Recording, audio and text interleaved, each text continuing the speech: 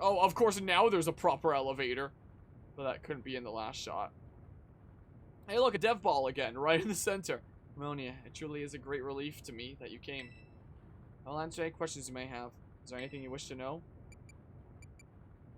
I can't press B to be like, nope, nothing I want to know. What is an AI, really? Pretty existential question there. An AI is an artificial intelligence created by a human being. A computer draws on the original professor's knowledge and memories to calculate all of my thoughts and actions. The results of those calculations are expressed by this mechanical body, built to resemble the professor in every way. Humanity does not, in fact, possess the knowledge to develop such a sophisticated AI at present. But the crystals that make up Area Zero have made such a thing possible. They are also why I cannot leave this place. Is there anything else you wish to ask? What happened to the real professor? She already answered that. As I explained to you before, the original professor no longer exists. During the destruction of the research station, her physical body received grievous injuries that left it unable to sustain life. Also, when it comes to the animations of this AI Sada, I would be praising it for, like, it being robotic-y and giving, like, the feel that, like, yep, this is a robot. The reason why I don't is because everyone in this game feels robotic-y. I'm afraid that this fact may be difficult for her son, Arvin, to accept. I now manage the Zero Lab in the original professor's place. Like, I'd say she feels a bit more robotic-y than the others, but not by a massive ton. With everyone just playing through, like, their simple animations. Is there anything else you wish to ask? What's this time machine? Time machine is a device that the original professor and I worked on together. It sends Pokeballs to a different point on the timeline to catch Pokemon there. I can then draw them back here to the present. When she was alive, Professor Sada had a great fascination with Pokemon from another age. What you might call ancient Pokemon. Even as we speak, the time machine continues to automatically draw ancient Pokemon to this time. Is there anything else you wish to ask? What is it you really want? The original professor had a dream of a world in which ancient Pokemon might live alongside present-day Pokemon in harmony. It's literally Jurassic Park. But these Pokemon's powers seem to stem from a primal energy of the ancient past.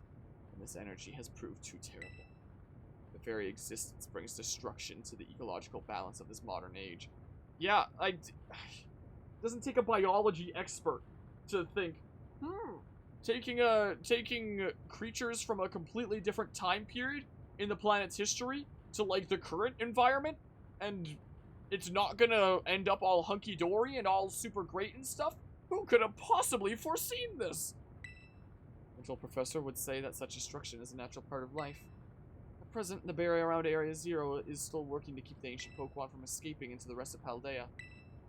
Well, we've begun to see Pokemon appear that can break the barrier, such as Great Tusk. Eventually, they will break free of this walled garden known as Area Zero and run rampant across the Paldea region. And when they do, the rich and varied ecosystem of Paldea will be trampled beneath their coming. I may have been created as a copy of the professor, and yet I cannot seem to find the logic in allowing such a tragedy to occur. I think her eyes would close while she's doing that. I mean, I guess maybe not, because, you know, who cares, it's like a robot, but any hope of preventing it would require overcoming the greatest AI that the original professor ever devised. Harmonia. You have become a formidable trainer. Now use the strength you have gained to destroy the dream Sada once cherished. No! This task cannot be done without your strength. Please, I beg you. We have reached the lowest level. Oh, there's that dimension again. There it be. It follows the same rule as a Nier Automata. Is why. I guess. My eyes. What do I even say about this? Behold. This is the time machine we perfected using the power of the terrestrial phenomenon. Is there any shading on that, like, at all? There's, like, some slight texturing, I guess. Well, I guess I'm doing this. I have the processing power to render this. Yeah. And yet it still somehow can't run the, rest of the world. Wait. Did it jump, like, a few seconds ago? Is it just running something on, like, a loop where it doesn't even quite loop properly? I'm not seeing it jump anymore, so maybe I'm just going crazy. But yeah. Was that crystal effect designed specifically to ruin Twitch compression? Oh yeah, you might see the quality tanking in this area. In that case. But yeah, to stop the time machine, you'll need to use the professor's ID, which has been embedded within the Scarlet book. It was very like the professor to put the final key we would need in that book, of all places. We loved that volume since childhood. We place the Scarlet Book upon the pedestal here. You'll be able to stop the time machine. It's a perfectly book-shaped indentation. So her ID is the book. It's not like her ID is in the book. There's just one issue. If you try to stop the time machine, I will most likely attack you. What, like not even with Pokemon? Like you just go feral and attack me? Artificial being that I am, my own desires can be overridden by the system's programming. Once that happens, I'm afraid I'll become no more than a battle machine, bound to defeat anyone identified as an obstacle in my code. Okay, so go upstairs. Like, what are you doing here then? Like, leave. Get out of here. If that's such a threat, then, like, you know, you could have told me how this works and then just get the hell out of here. My battling abilities are peerless. They're built upon analysis of all the battles carried out by the various champions of the Paldea region. Having seen the bond between you and your Pokemon, however, I believe you can prevail. So, go upstairs! Once you have readied yourself for this fight, please place the Scarlet Book upon the pedestal. Lock yourself in a room or something. You know? It doesn't make any sense. Hello, Anima. How are you doing tonight? Yeah, it does seem kind of like a kaleidoscope. And wait, weren't you saying that you shut down if you leave Area 0 because there's no, because there's none of the special crystals? So just try to leave Area 0. And then, you know, you can't do anything. And then I'll disable this. And then we'll pull you back in. Like, no problemo. But logic and Pokemon games do not go hand in hand. That's a bit too much of an ask. You know? So, there's that. ID confirmed, Professor Sada. Access granted. Initiating emergency shutdown. Please wait. Please wait. So what even is the time machine? Is it that pedestal access denied? Doesn't look all that timey. Shutdown command overridden. Reinitializing. It's up to you now, Harmonia. Yeah, I saw us switching to sleep mode. Activating offensive protocols. Yeah, like, just go outside. I don't get it. Please, defeat me. Music's cool, though. Oh, that's the timey part. Okay, that looks way more timey now. I gotcha. That's at last. At last, my dream is within reach. Oh, they're doing something cool with the text. Is she catching ancient Pokemon and you're not getting in the way? Like, catching ancient Pokemon with a time machine to battle me with? So the thing I'm trying to destroy is actively being used against me to summon, like, ancient Pokemon to battle me. That's actually cool. Yeah, Isada has initiated a battle. Oh my goodness, she's so high up there. Okay, what type are you? Should I have, not started here? Like, are you bug fire like the original, I wonder? I don't know who you think you are, but I'm not about to let anyone get in the way of my goals. Like, I would imagine bug fire, right? Yeah, I guess it just automatically catches Pokemon. I guess it has, like, a whole bunch of Master Balls, you know? How much of this do you get spoiled for? I got spoiled that the professor was a robot. That's it. Okay. And then I'll guesstimate, like, maybe Diglett Senpai. Maybe what I'll do. Or maybe even Lotus. Maybe I'll do that. And then I can also set up, like, Toxic Spikes, right? Is what I can do. Let's hope you're not something weird like a fighting type or something. Okay. Wow. And that's gonna... Okay, it was critical hit. That's why I did so much damage. Just as calculated. Critical hit to your Pokemon. Time you simply gave up, child. So I'll get Toxic Spikes out now, right? Yes, because Toxic Debris. So you're a physical attacker, so I don't even need to put out Toxic Spikes. You'll just get them out here in a second. This is the power the ancient past holds. Splendid, isn't it? I like what they're doing with the text. But yeah. Oh, I didn't even, I've seen some remixes of the, theme, but, oh, crap. Oh! Oh, busted friendship mechanic! Do you imagine the best wait, you can best the wealth of data at my disposal with your human brain? From, like, the one time I did a picnic in this entire playthrough. Well, cool. Oh, come on! Less cool. So if you're gonna use, like, Psychic Fangs in a hot second here. Psychic type moves don't even affect Dark types. Which means that this is a safe switch here. I can get a little tap of damage with U-turn, and then I can switch into someone that you're gonna be using Leech Life on. what we can do. Lunge. Uh-oh.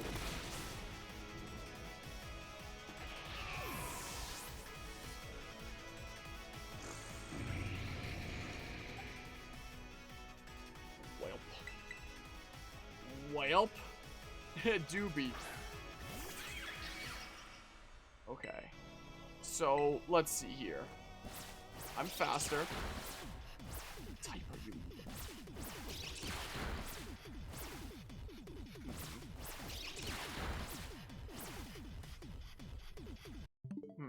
I think I'm actually gonna go ahead and, restart the thingamabob. Now I can go in with a specific plan. I think I will still start it with Vivian so I can U-turn into Lotus and still get, like, the first round of Toxic Spikes out there while being hit with, like, a not very effective move as opposed to, like, immediately being hit with, like, the Psychic Thingamabob. Bug fighting.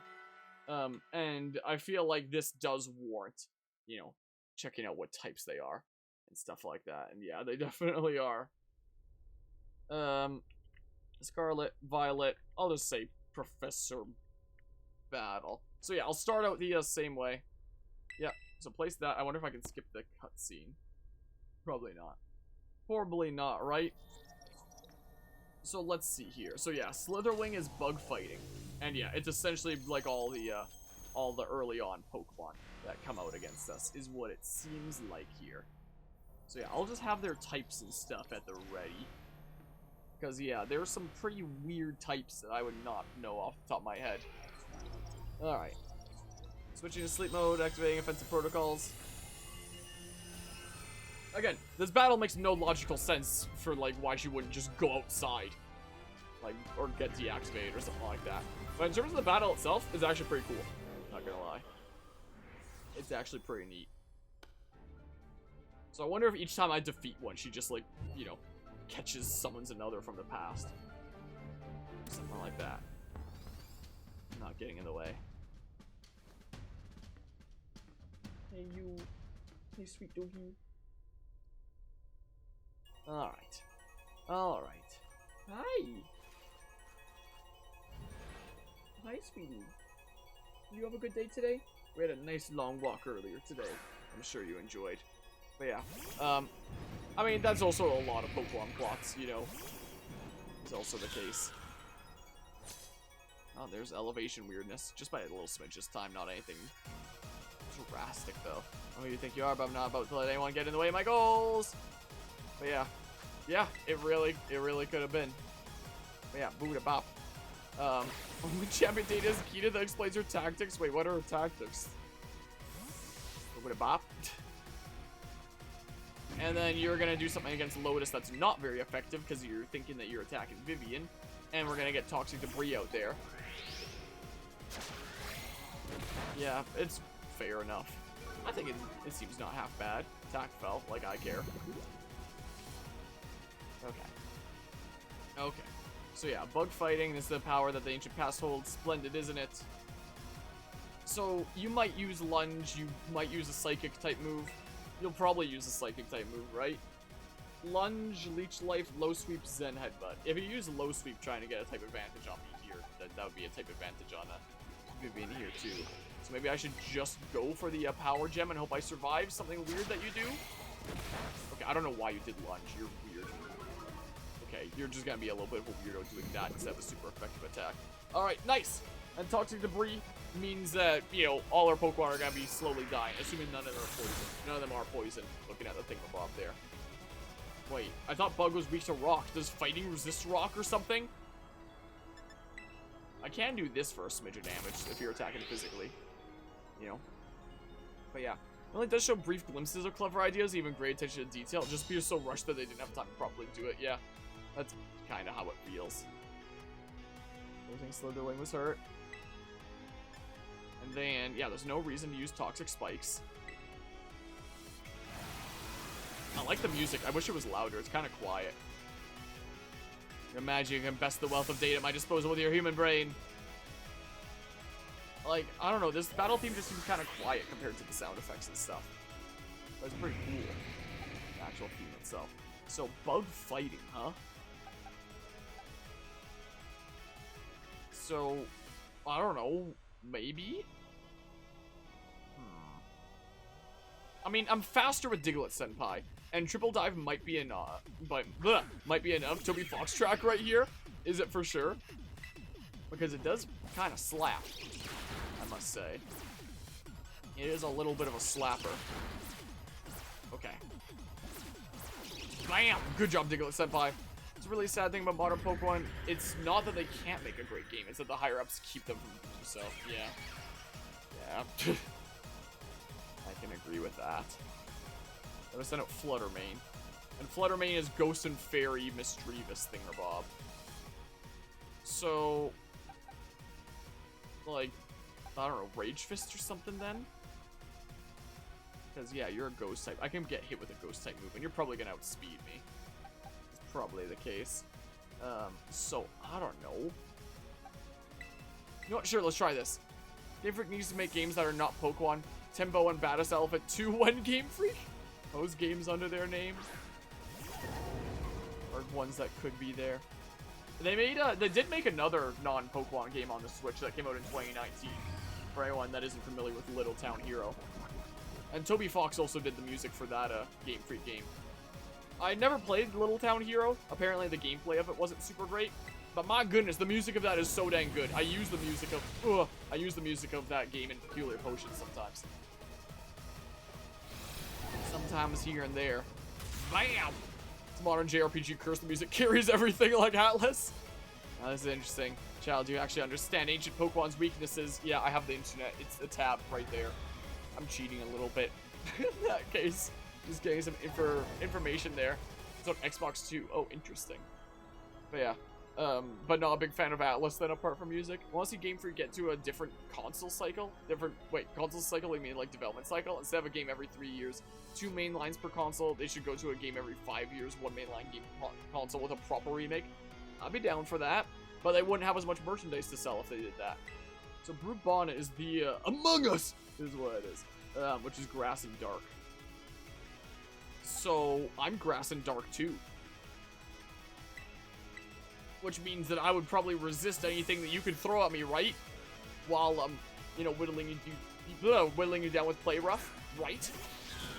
Little Town Hero is in your same color scheme as Scarlet Violet. Oh, she just drops it from that tower there. As if they really are just coming right out of the past. If they really are just coming in right out of the past, then why are they listening to her orders? Yeah, so I can do this without too much worry, right?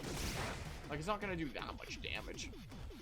Yeah, introduce some new Pokemon for the remakes, make new merch. Yeah, or like some new forms. Like, that's what we've got with a Mega Ruby Alpha Sapphire. There's like new Mega Evolutions and stuff like that. So they could have made new merch out of that, that remake there. They did something like that. I think the Volo fight is way better. Might well be. Both of them are really cool fights. I'll definitely give both of them that. Like, if she's literally just summoning Pokemon straight out of the past to continue fighting you, like, that's pretty darn crazy right there from that crazy tower up there. In Master Balls as she catches them. I'd say both of them are really cool final battles, actually. Like, I don't know if I'd have to think about it to decide which one's cooler. If you're just gonna keep on spamming Sucker Punch while, you know, slowly dying to poison. But yeah, going off a cool factor, though, I mean, I don't know, I'd be hard-pressed either or. I think they're both really cool. You're just going for Sucker Punches. If you're just gonna keep on doing that, then, like, I can just, you know, keep on doing this then, right? Is what I can do. Yeah. Like, this works. This works, right? Yeah, it just keeps on using Sucker Punch. I don't know what else to do. I wonder if anyone at Game Freak has ever considered tripling the development time, but also tripling the number of new Pokemon per generation. Should be the same profit in the long run. No, it would not. They'd make a lot more profit off of, like, shorter development cycles for, like, a bunch of games that, because, you know, as Pokemon, it's gonna sell like crazy no matter what. If they triple the development time, that does not necessarily mean that they're gonna make, like, triple the sales, you know? Like, I'm sure if they make, like, a really fleshed out, amazing game, it would sell better than something, like, pumped out super quickly, but not by enough of a margin that it would make it worth it. this game that came out in this state sold 10 million copies in 3 days. So I don't think that you could say that, you know, if they tripled the development time and tripled the number of new Pokemon to sell there, like, even if they do have a whole bunch more merchandise to sell, you know, people are typically only going to have, like, a handful of favorites. Like, there's going to be, like, a good handful of ones that become, like, the popular ones, you know? And, you know, no one's going to go out and be like, I'm going to buy, like, if someone's going out and they're going to get, like, a Pokemon plushie, if there was 3 times the amount of new Pokemon made, they're not going to buy 3 times the plushies. They're just going to, you know, get one of whatever their favorite is. So it's not exactly going to make much of a difference there. Like, the amount of merchandise that people are going to get isn't going to change because there's more new Pokemon, I don't think. I may as well... You're going to die by poison. So, that's how I feel there. But yeah, Pokemon is to games what Fast and Furious is to movies. They pump out, like, every other week as a money printer. There was a... I forget what game I was streaming, but there was one game that I was streaming where I brought up one interesting comparison that I thought of, or an interesting analogy like that.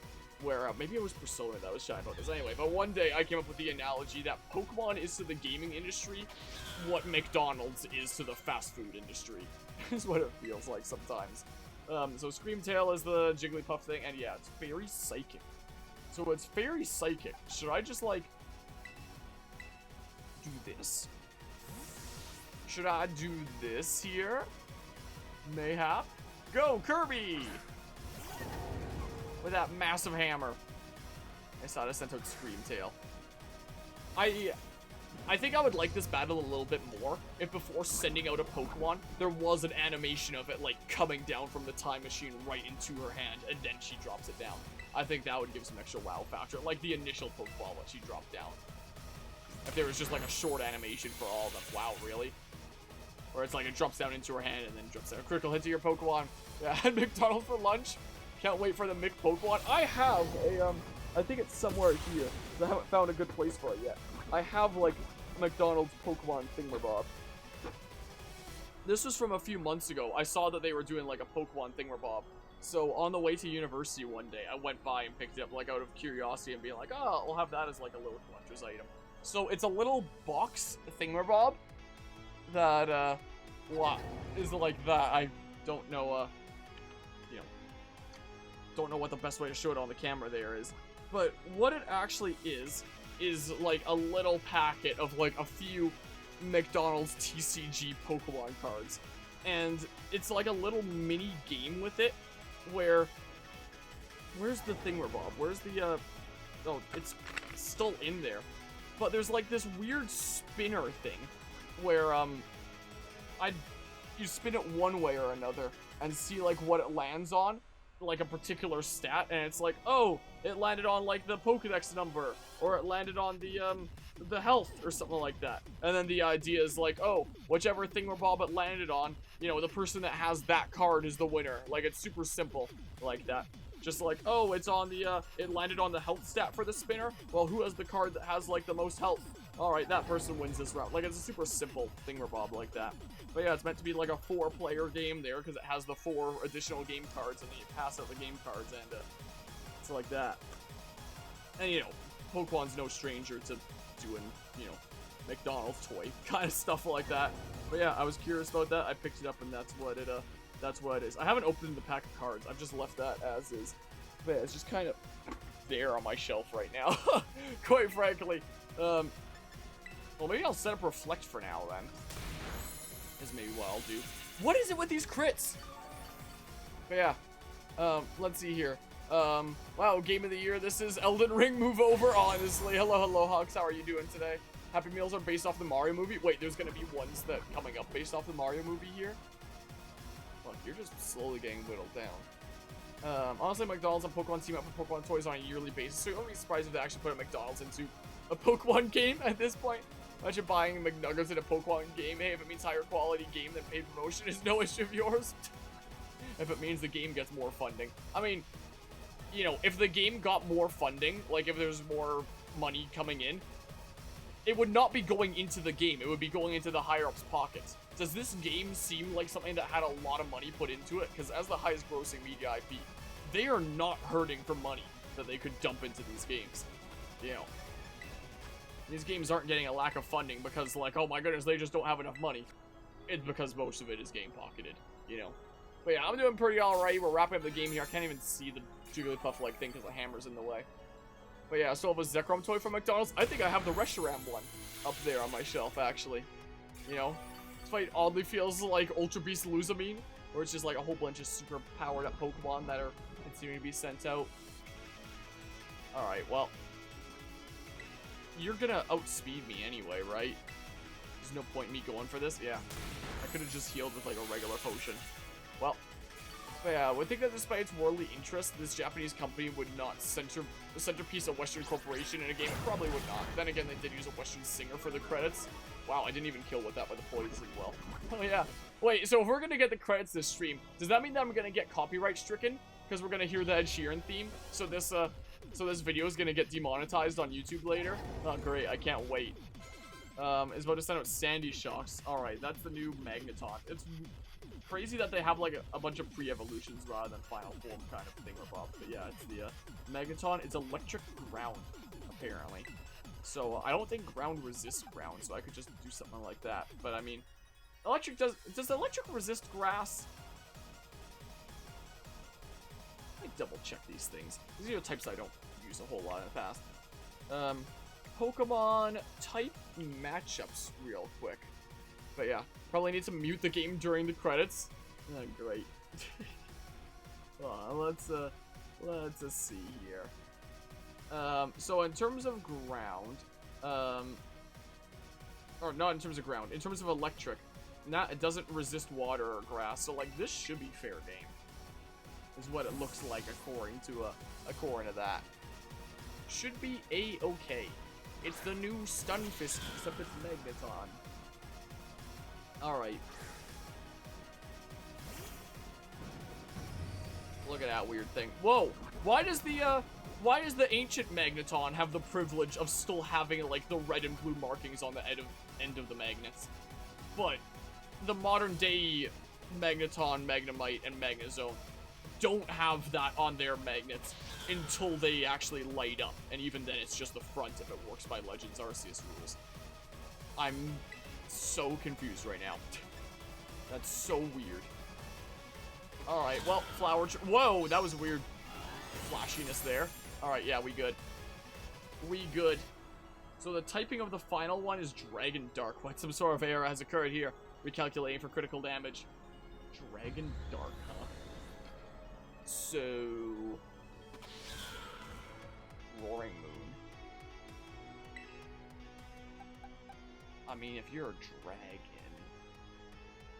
And Dark is weak to Fairy as well, right? So this is the play? This is the play here? I mean, I like some of the new Pokemon in here. Not all of them, but there are definitely some that I do like. Everything's proceeding within my expectations. I'm afraid the probability of you winning is 0. Might need to check your calculations there. What you might need to do. Hi, Salamence. Cool. Thank goodness you're not a flying type to avoid those spikes. Wait, what? Booster energy was used up. Opposing Roaring Moon uses booster. Wait, to activate what? Activate what now? To activate photosynthesis? Roaring Moon's attack was heightened. But attack, not special attack. And I think I still have Reflect up, right? I'm fairly certain we do. Yeah, I still have Reflect for 4 turns. So, like, you know. So we probably good here. If I Terrasilize into Dark, and I don't even have a Dark type move on right now. There's not even point in me doing that. Oh, good. Oh, thank you, Reflect. Ugh! Wait, the poison's gonna kill! Well, easy. No problemo. Defeat AI Sada. Impossible! Well, neat. Good thing she only knows how to summon 6. The AI still exists within Pokemon rules of you're only allowed to have 6. Even though she could, in theory, just keep on summoning them. But again, logic and Pokemon don't really go together. She's just like Team Star. Be respectful. You know, execute a raid there. I didn't even damage you physically. You just kind of damaged yourself by losing the battle, I guess. Harmonia. Whoa, what is happening to the lighting? Oh, this is weird. What is this? Did you already beat all the baddies without me? Okay, hell with it, you. Who are you, really? My name is Inigo Montoya. You killed my father. Prepare to die. Thank you for everything. Professor Sada, question marks? The time machine has finally... She has finally been stopped. You're really not my mom, are you? Oh, look how big you've grown. So proud of you, bye. Sorry, you were alone so long, Arve. Mom? Security system failure, security system failure. Threat to time machine detected, threat to time machine detected. Pokemon detected, Pokemon detected. Whose footprint, whose footprint? Whoa, what's going on now? Is another army of Pokemon on its way here? It cannot be.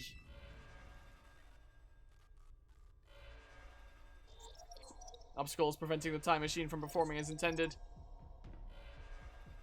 Activating Paradise Protection Protocol to remove the offending obstacle. Wow, was keeping the time machine running truly all the professor cared about. Locking all Pokeballs except those registered to Sada's ID. Wait, who was speaking there? Was that Arven? Program initializing, gathering to... Wait, what? I'm sorry, children. Do we actually fight her then? This is too much for you. You must run.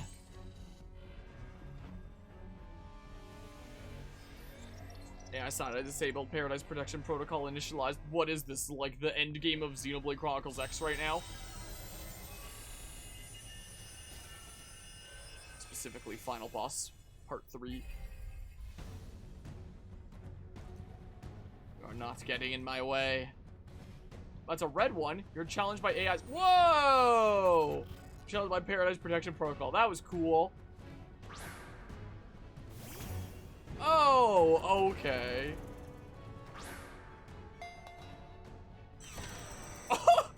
Oh, I have to do it with my Koraidon then. This is what I have to do. Battle. You can't battle without a Pokemon on the field. So that's what's happening here. Shoo, our Pokeballs won't work. How are we even supposed to battle?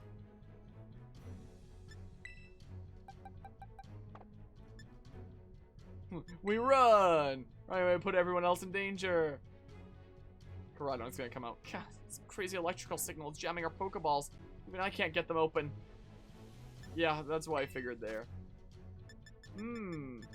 Maybe I should use a lemonade. Now Arven's gonna speak up. It's totally cheating. You call yourself an adult? She calls herself an AI. Can't battle without a Pokemon on the field. What, is it just gonna keep on doing that though? Yeah, like that was... There's some really cool touches like that. Why can't the entire game be cool? Wait, do I have to, Oh, it lights this up. I gotcha, swap in. Thank goodness this Koraidon doesn't attack me until I do that. Thank goodness for that.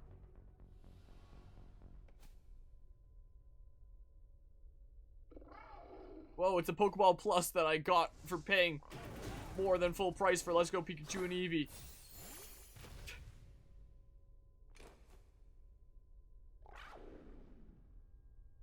Whoa, there isn't the gross pixels in the eyes. Aren't there anymore. Or, well, they sort of are. But, like, they're not really noticeable anymore. Why isn't it always like that?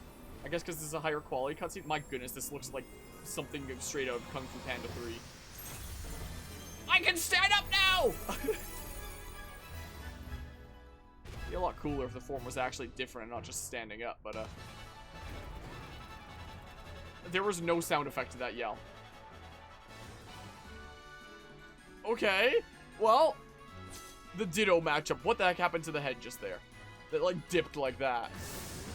That's like when I'm falling asleep in one of my lectures and I'm like, you know, no, or a Calicum Pulse. Wasn't Koraidon turn the sun? Massive sunlight sending its ancient... Gosh dang, I don't have enough time to read! So, flamethrower, collision course, endure, Terra Blast. Okay, so we're probably fire and fighting. I don't think fighting resists fighting, but I know fire resists fire. So I should probably go for collision course. Can't lose this fight. Taunt. Oh no, now I can't use endure! Gosh dang it. No. Oh, the music's cool. Oh, that's cool. Oh, I love, you know, one of my favorite things is to change it to its battle form. Let's go, Koraidon, you got this.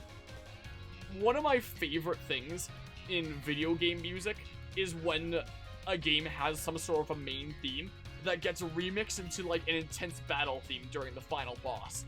And that's what this game is doing right here. And as, chef's kiss will fall here within this Guardian Paradise and achieve nothing in the end. Like, I'm so glad that no matter the quality of Pokemon games as games, the music consistently slaps. Makes me very glad. Bam. Like, that's cool. Because we've heard the leitmotifs of this theme throughout the adventure. You will not be allowed to destroy my paradise. Obstacles to my goals will be eliminated. You have Bulk Up. I don't have Bulk Up. That's rigged. So, using that in a cool remix at the end. I approve. I very much approve of that. That's pretty cool. Well, Bulk Up didn't seem to help your defenses there all that much. Koraidon shook off the taunt. Yes, I can use Endure now. This looks like it could be bad. Hang in there, Harmonia. Why don't you say hang in there, Koraidon? Koraidon's the one battling. Data say I'm superior. Fall and become a foundation upon which my dream may be built. I really like what they're doing with the text of the AI Sada there. Or the... Whoa! What the heck? Okay, so... Like, it would be pretty silly to be able to lose this. But, like, should I... I still want to heal. Like, I'm a little bit sketchy. I took that hit like a champ. You can do this. I know you can. Attack Rose sharply. Oh, cool. Alright. You had to bet. No, you're just finishing up by getting late. Okie doke. Sounds good there. Gosh dang it! I hate navigating menus in this game sometimes. My goodness. Take care, Mythic. I'm doing it anyway. I'm doing it anyway, because that's what I would have done had, you know, someone not told me. And I'm still playing it safe anyway. Man, can we really pull off a win here? This doesn't look good. Hey, Harmonia, your Terror Orb's glowing. I'm gonna turn my dragon into a crystal. My Koraidon, Terrestrialize, and finish this off. Well, am I just gonna get like one hit and done here? Attack Rose. Okay. Special attack Rose. Special defense Rose. Everything's going up? So... Oh, dragon for the Terra Blast. I mean, sure. Sure, let's go for it. Let's give it a look. Alright, well, a dragon motorcycle. Wow, look at that dragon hat. I do like the mechanic of terrestrialization, but it's nowhere near as charming and cool looking as something like Mega Evolution. Super effective. Wow. Even though you should be like firefighting, I don't know how the heck a dragon type move is super effective unless my type matchups are really that rusty. Show me you won't be pushed around. Time to terrestrialize and get in some super effective hits. Alright, yeah, we're about to do that. I thought I unterrestrialized for a second, but that's just the other one. Alright, well. Blarg! It's super effective. Wasn't Koraidon fainted. Neat. Is dragon fighting? Oh. I just assumed from like flamethrower and that there. Okay, I gotcha. Whoops then. You defeated the Paradise Protection Protocol. Get this white out of my face. It's so bright. My eyes. How long does this last? Do I have to press A or something? You did it! It's not going berserk anymore. Because I just had the crap beaten out of it. Oh. How very astounding. To think that you had managed to defy even the original professor's final protections. Are you back to normal? Yes, a completely unforeseen outcome. Even for an AI processing the most sophisticated technology ever conceived. Even on the brink of despair, Your children did not give in, and instead proved your worthiness, showing the wisdom to think for yourselves, courage to hold faith in your friends, and the power, and the fortitude. Okay, it's not Legend of Zelda. And the fortitude to do what had to be done. No matter how difficult your own past may have been, I believe you will be capable of walking whatever paths you choose for yourselves now, with pride. I thank you, Harmonia. I thank all of you, children. But I'm afraid that the time machine cannot be put to a complete stop as long as I am here. Here as I myself am part of the system that ensures the machine reboots when stopped. Yeah, which is why you should have exited out at the beginning. Huh? What does that mean? I'm sorry. You know, when I was watching you all on your adventures from down here, I felt a sense of jealousy. Oh my goodness, look at the frame rate of Koraidon. I envied your freedom. The way that you came together, working in league with your fellows and caring for them. The way you sought strength and to better yourself, throwing all you are into your battles. The way you would face down even the greatest enemies to save that which you loved. The way that you never ceased to seek, nor to fight for, a treasure all your own. And the way that you soared free through the very skies on those wings of yours, the head wing thingamabobs. I wish that I too might be as free as you all, free to seek out that which I might treasure, above all else, not bound. Your own treasure. As long as I remain here, the time machine will not stop, for I am inextricably connected to it. So I've made a decision. I will use the time machine to journey to the world of the ancient past that I have dreamed of. What? You can't just leave now, right when we finally reach you. I am not going only so the time machine can be stopped. I also cannot deny my desire to see that ancient world for myself. Is this what it feels like to have your heart race with the thrill of adventure? Arven, I'm sorry that I kept the truth from you for so long. I inherited all the thoughts and wishes of the professor, and so I understand better than any. Your mother truly loved you. You can't. You can't just go and say a thing like that now. No, I suppose you're right. I'm sorry. Arven, Koraidon, Harmonia. It is a little sad, but I'm afraid this is goodbye. Mom!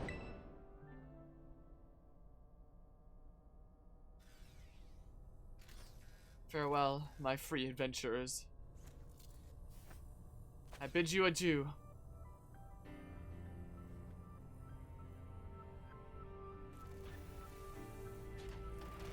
Once again, as it switched over the shot, weird one frame difference where she jumped to the position is what it seemed kind of like. Goodbye. Oh, the book doesn't have to remain in the thing, I guess.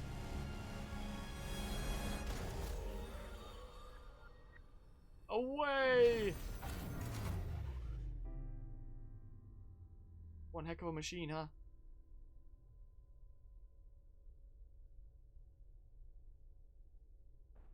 How could you just go? Arven, you okay, bud? Oh, and there's that main leitmotif. Yeah, somewhere deep down, I kind of already knew it. I knew that thing was fake, but it said my name, using her voice and wearing her face. It was for sure using her voice, not like some super robotic-y thing then. Again, we wouldn't know because there's no voice acting in this game, so the characters have to specifically say what a voice sounded like. Even if it was fake, it felt real, you know. So sorry. I don't know what I'm saying. That's okay. So wait, where'd the other Koraidon go anyway? Just dipped? Guess Koraidon is sad too. Oh, by that battle form. How cool is that? It's so strong, it just stood up. It tries to nudge at me for a belly rub while it's huge like this. I seriously think I'm gonna die. It's the same size, it just stood up tall so it looks bigger. Hey now, let's not skip over the big win here. Harmonia and Koraidon just saved all of Paldea. That's right, you both did amazing. Thanks, Harmonia. Yeah, that's my bud Harmonia for you. You know, Arven, even though the professor's gone, I bet she's finally having a real fun adventure of her own in the past. You could say she found her own treasure. Yeah. Thanks, Penny. Yeah. Sorry. I don't know why, but in that shot, Nimona just looked like she was from a completely different video game than the others. Maybe because her eyes are so much bigger than those two's. What should we do now, Harmonia? Let's head on out. You said it. Come on, everyone. Let's get out of here and make our way home.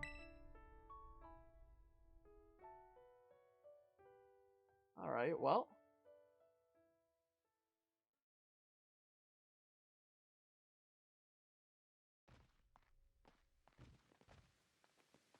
Why do we look so defeated?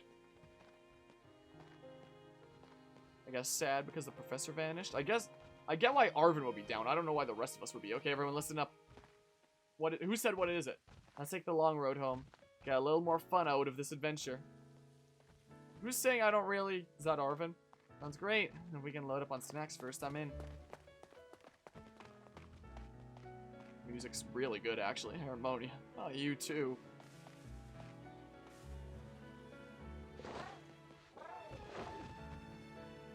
Alright, fine. I guess we're doing this.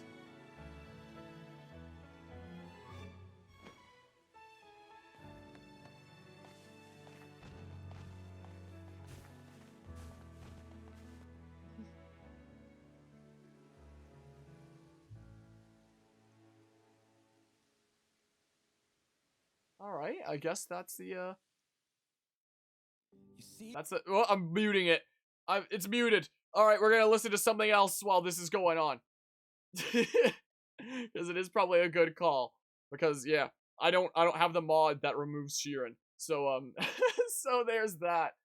Copyright music. Well, the ending was kind of cute, though.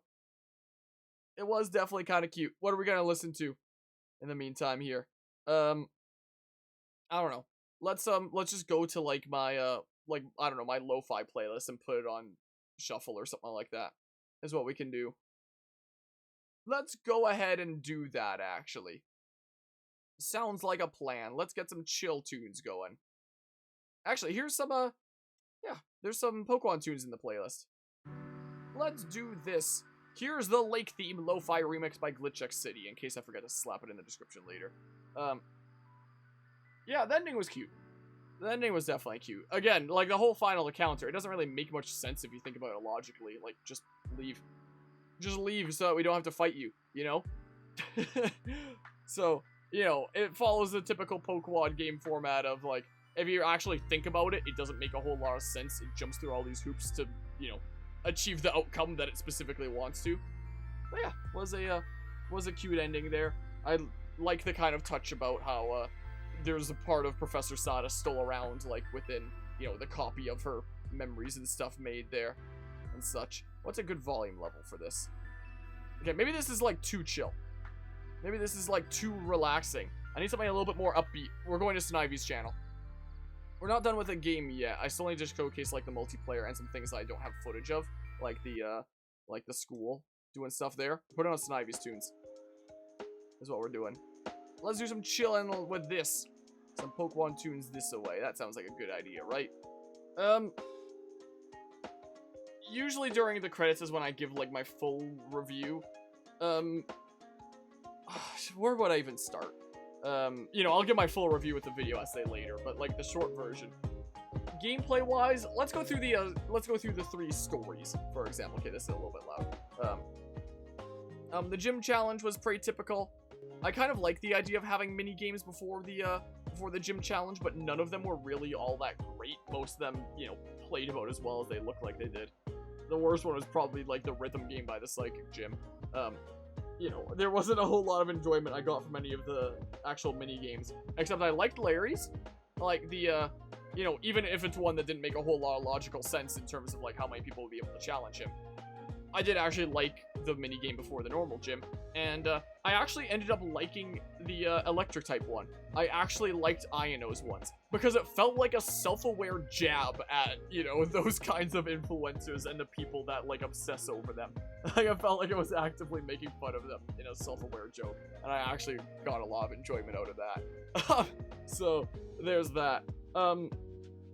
the actual gym battles themselves, it would be interesting how at the end they would have, you know, a Pokemon that typically wasn't a type that, you know, was their gym type, except for Larry, who, you know, still had a normal type with Staraptor. Everyone else, you know, would have a type that isn't their main type, but would terrestrialize into that. That was kind of interesting. That was neato there. The Starfall Street line, those raids, like, those could be so cool. Those had so much potential. Like, when I think about, you know, bringing my Pokemon as, like, a small army to go up against, like, another small army with even more foes against me, the immediate scene that I think of, that I'm sure I'll include in the video essay, is that scene in the first Pokemon movie, where Ash frees all of the cloned Pokemon, and he's, like, marching out from the flames, and here's all these original Pokemon marching out to, like, take on Mewtwo's clone army, you know? That's what I imagine. Like, it could be that level of epicness if you're, you know, marching in with your squad of Pokemon to take on this small army. But all it is just run around and, you know, take out Pokemon that don't even do anything. They just stand around waiting for you to take them out. It's just so underwhelming and just not fun when it had so much potential as, like, such a potentially epic thing, you know? Like, what the heck? The battles against the actual Team Star leaders were a bit interesting. I thought it was interesting how they're, you know, on the vehicle so much above you and, you know, would fight with the vehicle at the end. That was kind of cool. That was kind of, you know, thank you, treasured friends. But it wasn't, like, super outstanding amazing there. It'd be cooler if the lighting was better. What is going on there? There's no shading on Nemona's face, and it's throwing me off. Like, no shadow effects or anything like that. Well, I may as well give my whole, like, ramble here. As we do, like, the little mini version of the video. As some of the stuff that I've been, slapping together thus far. Ding dong dong ding. We'll do that in a hot second. Is there anything good that I can put on in the background for, like, footage or something like that? Nah, it doesn't matter. This is gonna become, like, a podcast from here, you know? This is gonna become a podcast thing, like, from here. As for the, Titan stuff, 3 of the Titans you just, like, walk up to start the battle. The Dawn Fan, the Orthworm, though you have to, like, do it a few times and then you start the battle. And the, whatever the first one is, the Klauf, however it's pronounced, I have no idea. Those ones you just march up to. The Bombardier, there's a little bit of a mini game for, because you have to, like, get past the boulders, but that is, like, really weird, because, you know, you open your menu, any menu, and you become invincible, and it seems to have, like, a very questionable understanding of what a boulder hitting you is, like, what it needs momentum-wise. It seemed kind of strange. So that was kind of silly. And then the Don Dozo, I think its name is. You just have to interact with, like, all the fish things on the shore until you find the one that triggers the thing. And it's like, okay, well, the setup mini games for these really aren't much of anything, are they? And the battles themselves are just, like, pretty typical, you know, fight a strong Pokemon. There wasn't really anything all that spicy about it. They're big, I guess. Well, some of them are big. You know, some were bigger than others there. Like, maybe it would have been a lot more of a challenge and really cool and stuff if I was closer to the intended level. But, you know, I handled the open world game as an open world game and did things in my own order by doing the gym challenge first. And by doing that, you know, was able to sweep the Titan stuff, so, you know, maybe they're more fun if it's more challenging, but I wouldn't know because I played the open world game as an open world game. So that's the way that those things were gameplay-wise. Open world, I've mentioned it before, but, you know, the short version of how I feel about open world in this game is they basically took a linear system and slapped it into open world without changing anything about said linear system to better account for the open world. I.e., like, level scaling, difficulty modes, stuff like that. You know, I do like the idea of being able to challenge yourself with, you know, tackling some gyms early, but then you get a worse gameplay experience from there because you're gonna just be sweeping all the ones that are easier that you skipped past, you know, if you're specifically seeking challenge. So, you know, the cost of pursuing open world here in this way, the cost of better gameplay in the now, having better challenge, is worse gameplay in, like, the long term. And it's like, why? And so, you'd think that they'd introduce something like level scaling. And some people are really averted to the idea of level scaling because they're afraid that it would take away that challenge that they felt about taking stuff on early. But that's why you introduce difficulty modes. Like, just introduce difficulty modes that give players that want a challenge that level of challenge at every main battle, like gym leaders, like the Titan battles, like Starfall Street, stuff like that. instead of the players having to create challenge by doing things out of order, and then getting like a worse gameplay experience and barely any challenge going forward, you know? And another system that this game would have really benefited from is the Xenoblade Chronicles style of leveling down, where it's like, you can level down your characters, this becomes bonus experience, and then you can use that bonus experience whenever you want to, like, level them back up to whatever they were, like, no problemo. But you can use that leveling down to essentially make the game as hard as you want it to be, you know? And it really sucks that Xenoblade Chronicles 3 saved it until after you beat the game for some reason, but that would have been really cool. So I feel like if they had introduced level scaling, difficulty modes, and the leveling down system of the Switch Xenoblade titles, then this game could have worked in open world. But as is, taking a linear system, just slapping it all around this open world and just expecting it to work, it doesn't. It just does not. It becomes like such a mess of what even the heck is going on at any given area. Like that tiny little hill outside the main city that leads up to the League, that route, on that exact same route, has one trainer that has a level 14 Meowth, and another one that has, like, what, a level 48 Crocodile or whatever the heck it is, and, like, a couple other Pokemon. Whatever the heck a level it was. It's like, really? 2 trainers of these kinds of levels on the exact same route.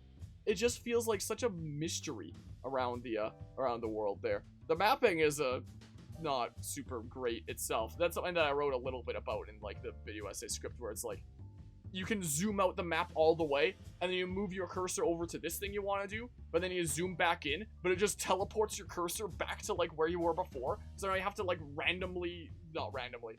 like, haphazardly is a better word, try to find where your cursor was on the max zoomed out, find that objective that you were looking at, and it's like, man, really?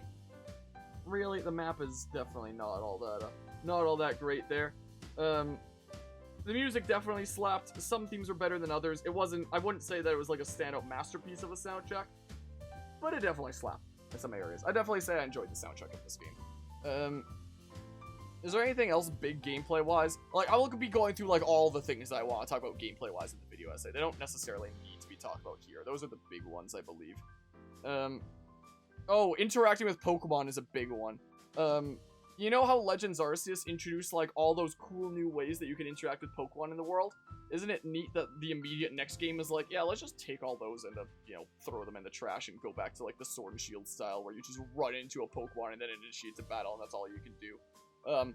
But yeah, so at first we thought this game's ideas have promise, but only more development time. Now we've discovered that the game's ideas had promise, but need more development time. Well, some of the ideas didn't even have promise, like the way that they applied open world, but hello, Frazzy. The way that they applied open world just does not at all work. Pokemon is a naturally linear game. You know, you start out at level 5, you do the first route, fight some trainers and wild Pokemon, level up, do the next area that's a little bit higher level, fight them, level up, get stronger. Like, it's a naturally linear game. This is not the type of game that naturally applies to open world. So they did not put open world into Pokemon because it was like the natural next step. They did it because it's the new most trending buzzword ever since the current push for open world that Breath of the Wild started in 2017.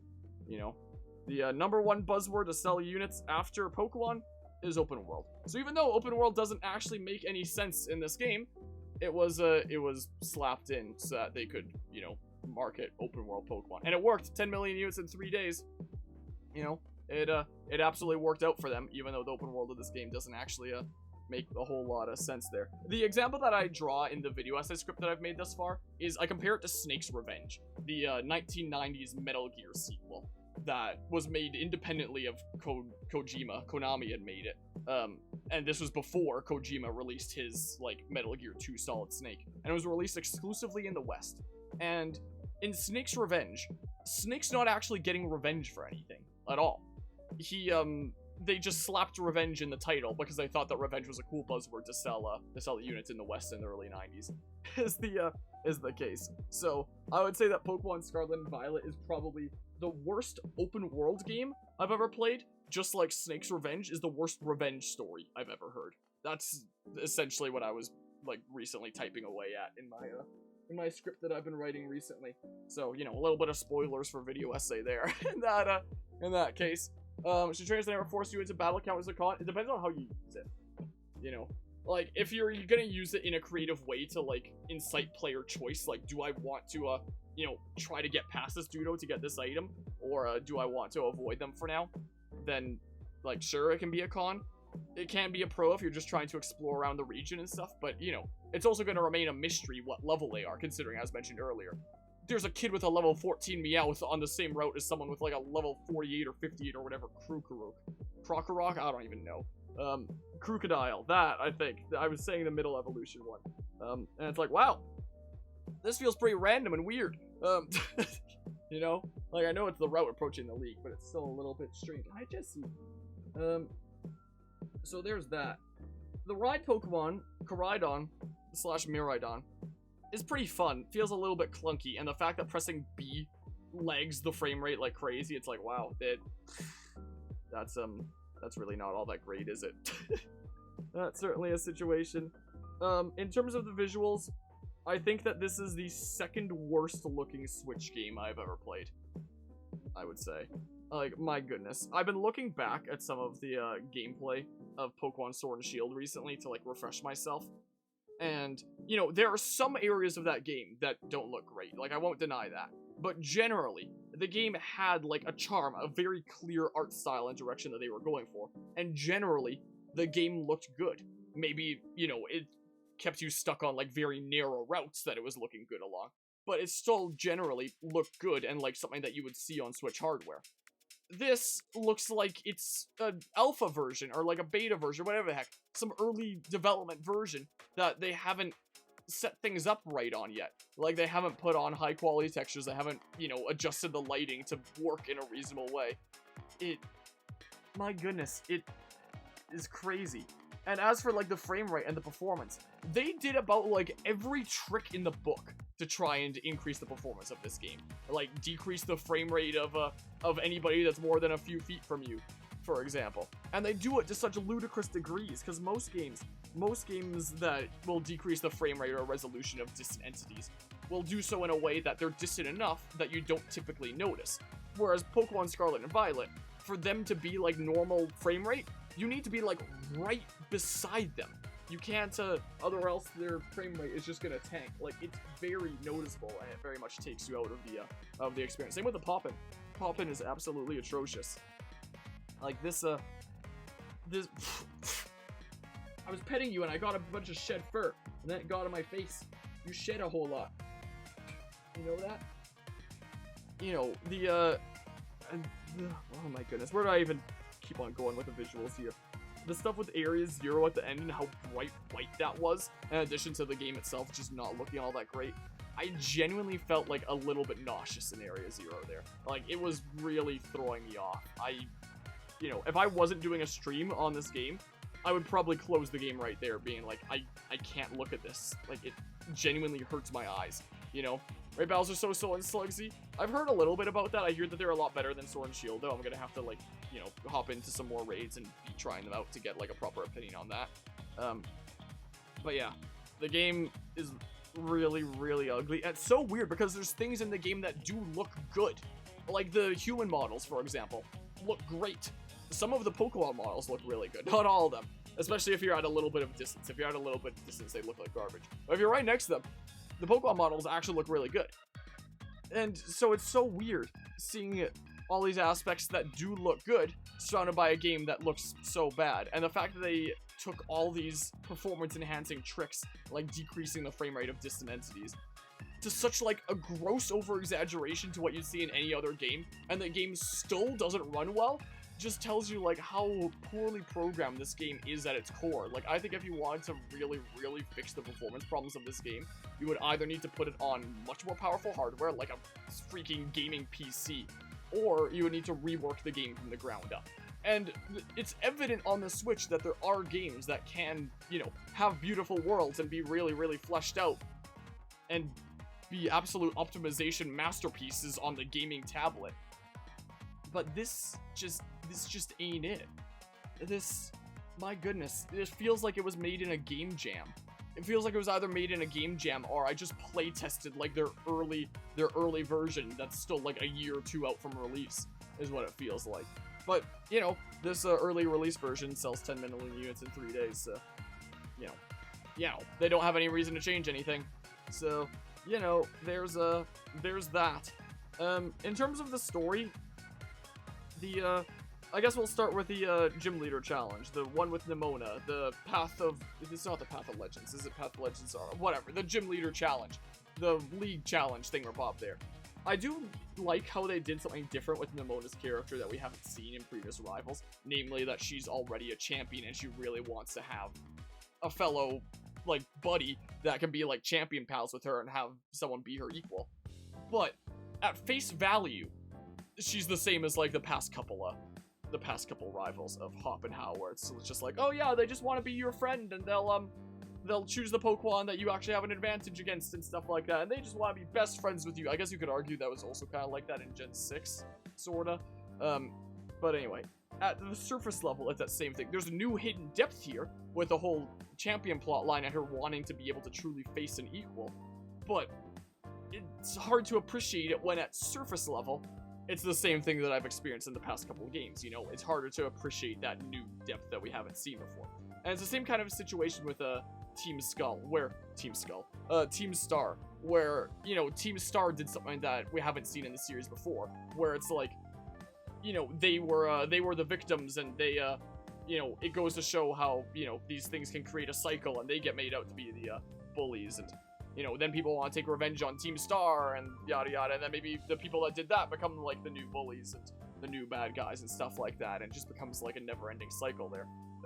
It was interesting to delve into that kind of thing, but the surface level of it is that they're just like Team Skull again, trying to, harass others that are doing this challenge. Like, again, there's newfound depth here that we haven't seen in any of the stories before, but it's difficult to appreciate it as much when the surface level is, like, the exact same thing that we've seen in other games, even if when you, like, really delve in, you find out that it's something quite different,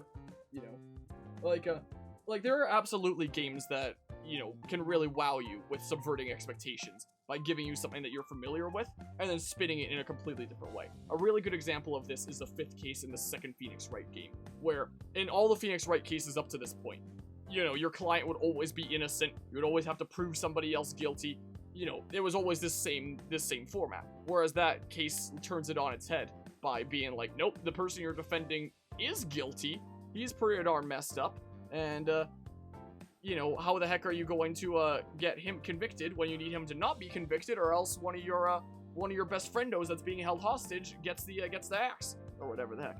But it initially sets it up like it's going to be the exact same format that you're used to. So there's situations like that where you can set things up in a familiar way and then subvert expectations.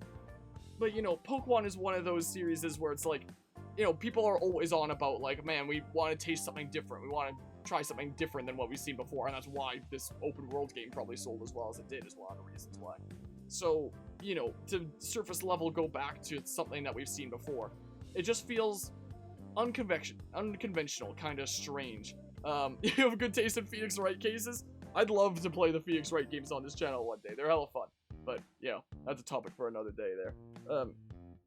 But yeah, I do appreciate, like, the newfound depth, and I will say that, yes, it did successfully subvert my expectations having plot lines like that.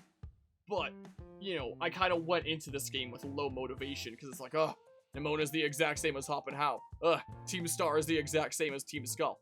I'd later find out that they're not, but, like, that initial impression can make, like, a big difference, is the case. Whereas in Phoenix Wright, if you're going in and being like, it's another case, that's like, what, the 10th case in the series?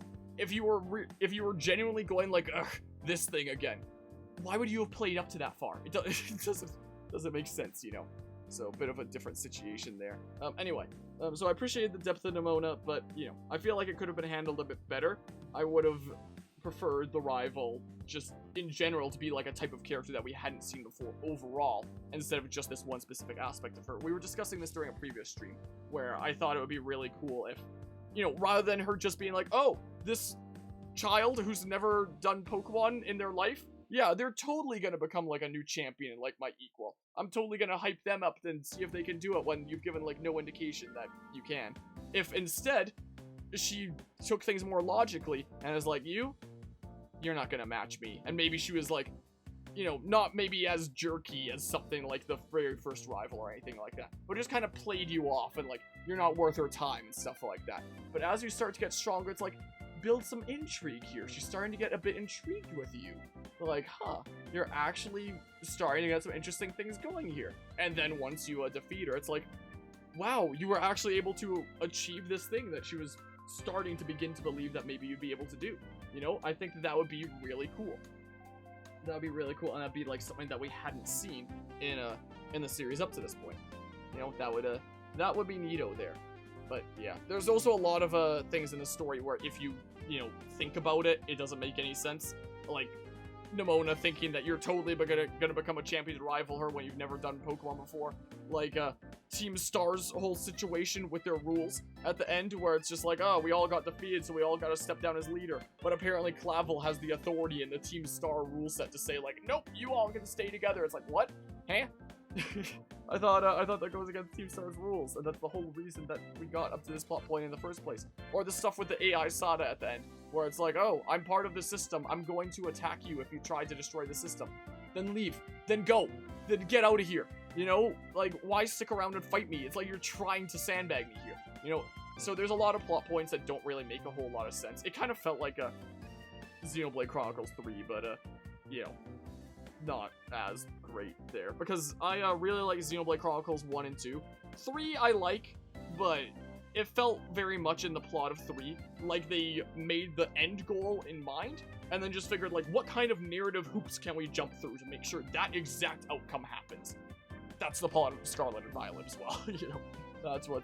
That's kind of what's going on there. And it makes it a little bit more difficult for me to take a story seriously when it doesn't feel like the natural outcome of all the characters, like, moving forward in the way that they naturally would, but instead, like, the outcome of all these narrative hoops and plot holes that the writers made just to make it the specific outcome they wanted to make it, you know, is the case there. But yeah, I thought that the situation with Team Star was interesting, but I guess I already talked about that. I should move on to Arvin's Thingamabob, the Path of... Is that the Path of Legends, the Titan one? I don't know. I thought the stuff with Mabostiff was a bit cute.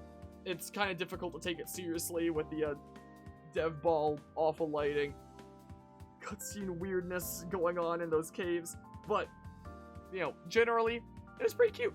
It was definitely pretty cute. Arvin's definitely pretty dumb for fighting with Mabostiff, like, immediately after, but that was generally a pretty cute plotline. And as I was mentioning earlier in the stream, I did like us delving into some new territory that we haven't seen in Pokemon games, like the plot line with him and his mother, and the situation with, you know, going on with the professor. So I guess otherwise, if you were playing Violet, that would be like his father, most likely, is what it would have to be. But anyway, stuff like that is interesting.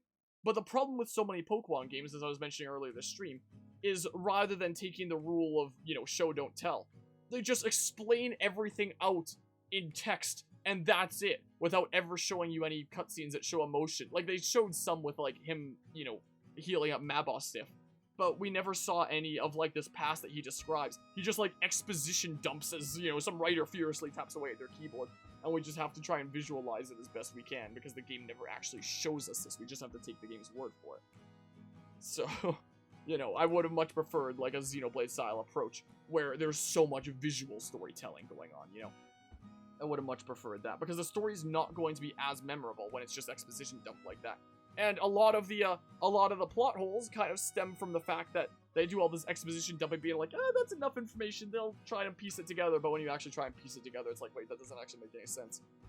You know, it's like, they really just made, like, the bare basics of this plot line, and that's what they shared with you.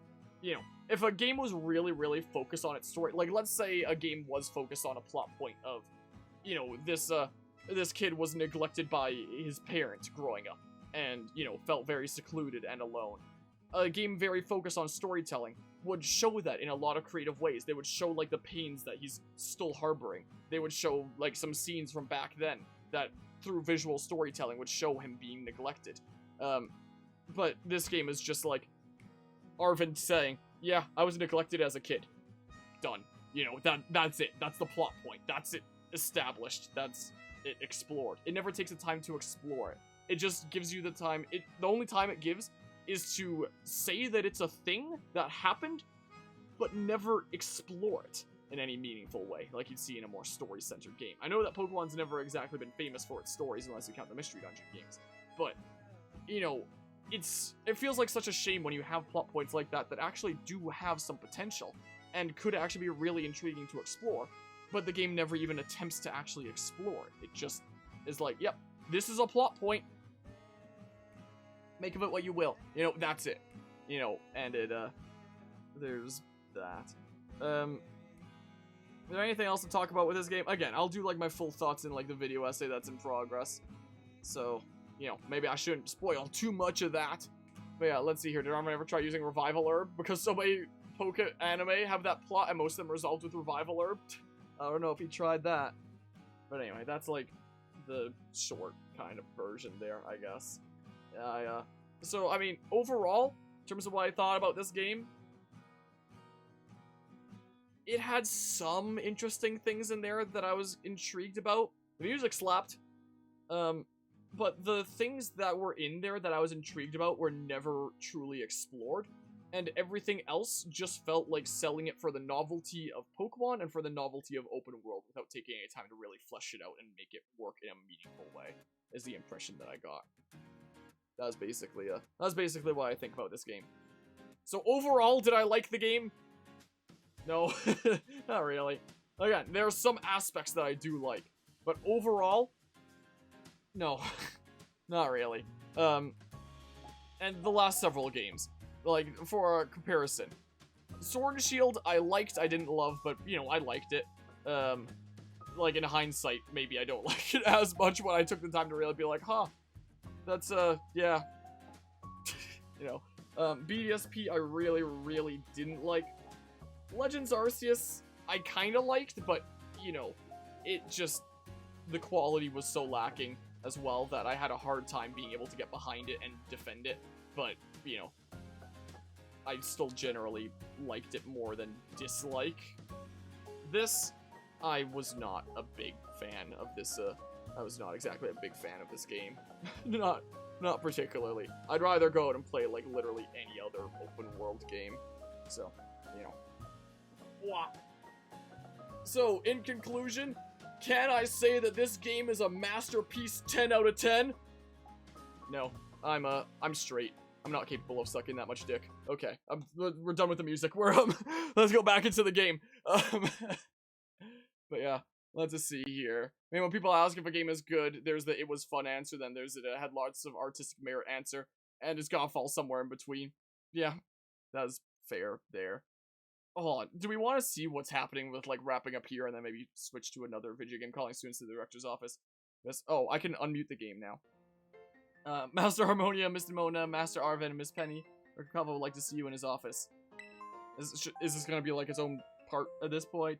Dong ding ding dong! Or maybe I can just do it like whenever.